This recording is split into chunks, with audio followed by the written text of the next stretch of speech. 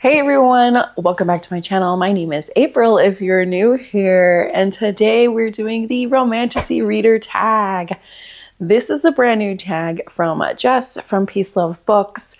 I have been tagged by several people to do this, so here I am getting it done. Let's get right into the questions. What was your gateway into Romantasy? So I've said this before in some of my videos, but in case you're new here, I didn't always read. In fact, I just got into reading in 2018. I have always been a fan of fantasy, sci-fi, anything that doesn't have anything to do with the real world. That's what I love. Daughter of the Pirate King, I always say is the book that got me into reading. This is a fantasy romance that is YA, it's pirates, it's a feisty heroine, it's a really fun and cute love story as well with a lot of adventure. This book definitely was a bit of a gateway into fantasy romance. At the time I was reading much more fantasy heavy novels as well, like Mistborn and that kind of thing from Brandon Sanderson, but books like Daughter of the Pirate King, also Dance of Thieves from Mary E. Pearson really got me into romance. A lot of these YA books that have a really strong romance but also fantasy, those were definitely gateway books. Holly Black, you know, a lot of the really famous YA fantasies. They honestly sparked this love of romance in me. Ember in the Ashes too. That was one that recently I have like all the books over there. Definitely a strong romance, but a lot of action, a lot of adventure, all of that stuff really sparked my love for Romantasy. And then in 2020 when COVID hit, I was like, I cannot do straight high fantasy at all. I need my HEA. And that's when I kind of dived into more adult romance and adult Romantasy books. What is the longest Romantasy you read? Heat of the Everflame, I think. It was a really, really long one. The physical book, I think, is 700 something pages, but the Kindle book is over 1,000. So I don't know. Sarah J. Maas has long books too. I want to say like Court of Silver Flames is a really long book. Listen, I like a short and sweet and quick fantasy rather than a super long drawn out one, but I will read the long books. Like I know the payoff is good for them. What is an underrated Romantasy more people need to read? The Scattered Bones. Do I need to stand on top of a mountain to shout this out? Because I feel like I already am. But definitely that book is an underrated Romantasy that more people need to read. Listen, she is scouring all these realms to find body parts of her dead lover so a stranger can put them back together again for her. It is devastating, it is brutal, and it is short. It is a standalone fantasy romance that is under 300 pages. It's beautiful. I love it. Okay, I love it. It's definitely underrated. Other ones that is underrated also that I recently read, The Dagger and the Forbidden Heir by Amelia J. This one gave me a lot of like Fourth Wing vibes, just with the characters and the pacing and everything like that. It's definitely not a perfect book, but to me it was fun. It was fantastic. It was adventurous and I loved it. I loved it. It had the drama too because you actually get the point of view of the bad guy and he is a jerk. I really love these two and I can't recommend them enough. What is the longest series you've read? I am terrible at finishing series. I will say I am very terrible at finishing series. Probably The Bonds at Tie, that was 6 books. I am a hardcore trilogy girl. Like when they go beyond 3 books, I kind of lose interest. Like I can maybe stretch it to 4. But when they get longer than that, I'm like, no, thank you. And especially if they're like 10-book series that it's been out for a long time, that feels daunting for me to read. So I'm just not even going to start it. Sorry, Zodiac Academy, you're out. Yeah, Bonds at Tie, I think, is the 6-book series. Also, the Fae's Captive series. That book is 8 books, but all the books are novellas. I think they're in the 100-page range, and they're very episodic feeling. So even though it's 8 books, it is probably more like 3 books, 4 books at the most. And they're all just really fun and good. So I really like that series as well. It's very like caveman sees his mate and is like, I'm gonna take you home. And it's adventurous again. Plucky side characters. Critters. Critters about that you have to fight. It's good. It's a good one. What is a romantasy book that is worth the hype? I'm probably going to say what everyone else has been saying. Quicksilver. Quicksilver definitely is a book to me that is super hyped. It has been the #1 book on Kindle store, like at least in the top 10 for probably a year now. And it's worth it. It is so worth it. It definitely has become one of my new all-time favorites. The writing in it is just up my alley. It's just my speed, you know. It's fast-paced. You have a thief in the beginning, and she steals the wrong thing. And as soon as she's going to be offed by the queen, a portal opens up, and she gets taken to a fae land, and she has to work with a very broody, moody jerk of a fae prince, and they have to work together to, you know, take down the queen. So it's a really fun one. The hero here says some things that they stick in my brain. They stick in my brain for sure. I cannot wait for Brimstone, and I'm actually meeting Kelly Hart next week, so I can't wait to talk to her and ask her questions about it if she'll answer me. What romantasy has your favorite romance? Gosh, the Bridge Kingdom I always go back to just because I love King Aaron, and I just love their relationship of how they were complete enemies to the point where she was honestly trying to assassinate him, and through his actions of how he is with his kingdom, and then her learning more and more about her own truths, they come together and they fight together, and I think they're a really strong, capable couple. A Ship of Bones and Teeth honestly has a really good romance for me because these two couldn't be more perfect for each other. They are both monsters in their own ways, and I just love how they fight bigger, badder monsters together. So I really love them. Also, the relationship of Dante and Cherry, and how that time I got drunk and saved a human, I love them because they have fun with each other. Like, I really love couples that have fun with each other. I don't always want this super spoon-worthy romance. To me, I roll my eyes at it sometimes. Like, I'm very much a cynic, so super swoony doesn't work for me all the time. Like, to me, that makes me go, ick. But when I see a couple's just actually being communicative and having fun with each other, working together, to me, that makes a strong relationship, and that makes a good romance for me.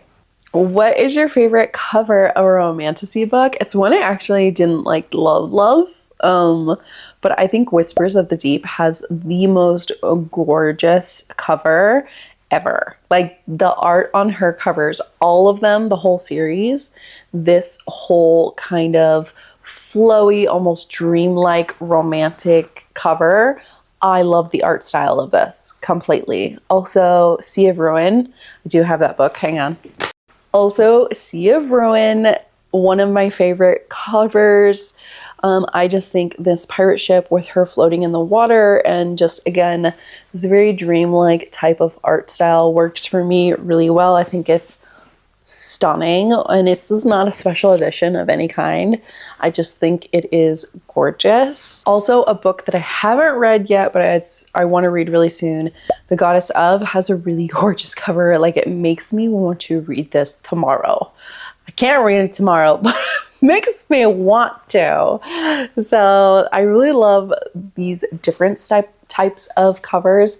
When it's a little bit more unique to me, they stand out and literally makes me stop scrolling. A lot of fantasy romance has like skulls and flowers and all that kind of stuff, which is cool. It's fine. It easily identifies as a fantasy romance or a romantasy. However, when you have covers like these, it just stands out, and it makes me stop scrolling, and it makes me want to pick up the book more. I am that person. I'm very visual. I am that person. What is your favorite all-time favorite romantasy author? Trisha Levenseller, I mentioned her before, even though she's YA and I don't read YA that much anymore.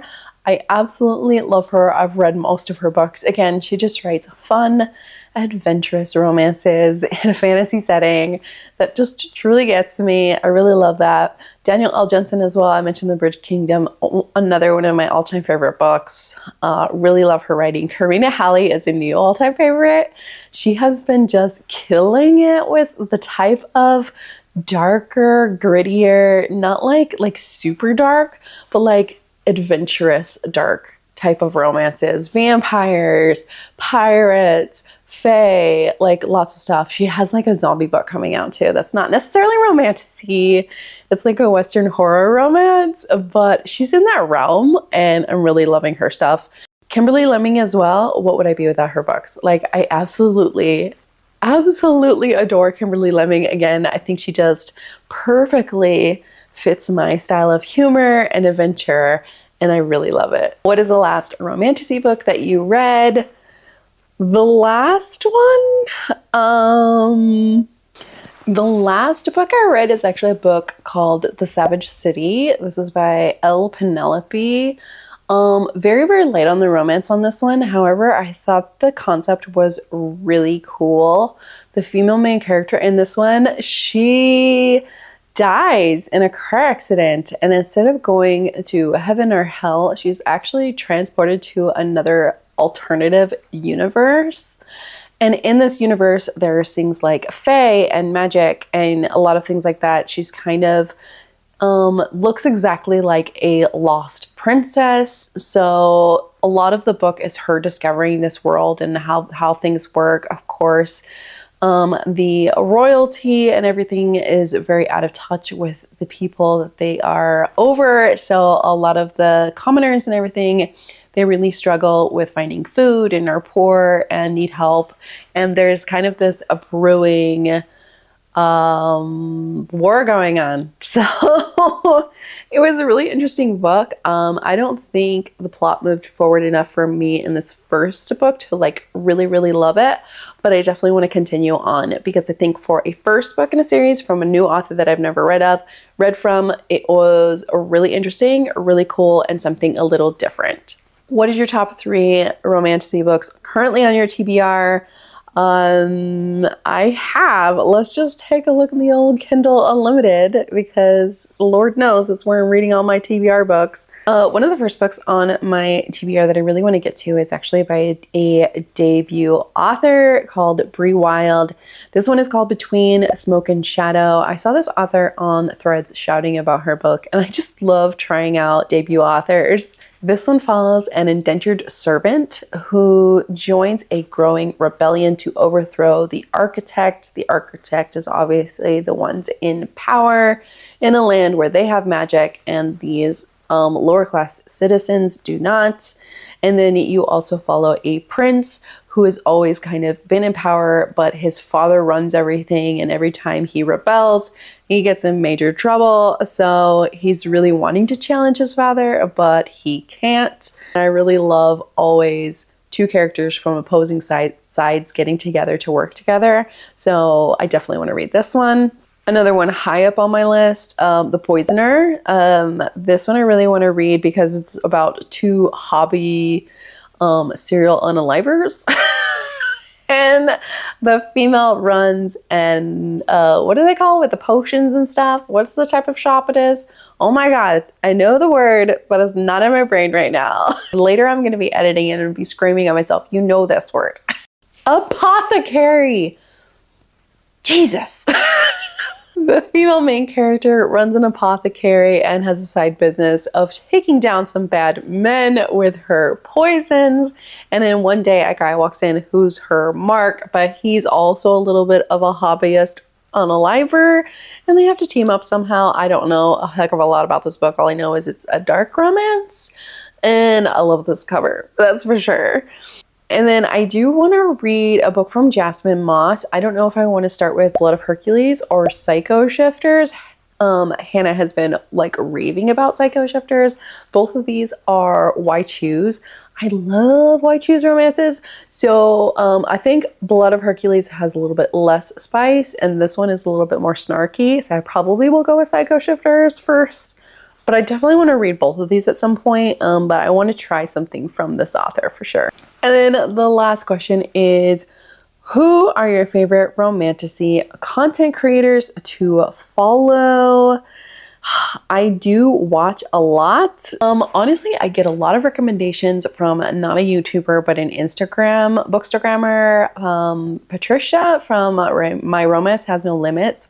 She has a lot of good recommendations, and I love what she reads, and she's always something new is coming out, and I always see it first from her usually. Jess from Honest Fiction, obviously, like I follow her a lot, and I talk to her quite often. Hannah as well. We all kind of read similar books. Crystal, who I do a book club with, she reads a lot of romantasy, but also historical romance. So we're the same person basically, okay? But she likes more like swoony romances. So if you like more swoony, deep, emotional romances, go with her. Becky reads some romantasy as well, but she's honestly very varied in her reading taste. I really respect that. Since I am not that person, I'm very much pigeonholed into like romantasy, sometimes historical romance, sci-fi, monster, weird stuff. Like that is it for me. But right now, mostly it's like 90% romantasy right now for me. I also watch people like Cassidy, Covers with Cassidy, Rachel from Raven Haired Reader, Mel as well. I do watch a lot of content creators, so if I missed you, I'm sorry. Tori reads romantasy too. She reads a lot of contemporary as well, but she does read romantasy. So I don't know. I'm all over YouTube, and whenever somebody talks about a romantasy book, I just click on their video. Even if you don't normally read romantasy, I click on your video when I do. So that's it. That's the tag. Let me know if you liked this. If you are a fantasy romance reader and you want to do the tag, do it. I tag you right now. It's a fun one. I love these questions. But anyways, thank you for watching and have a good day. Bye.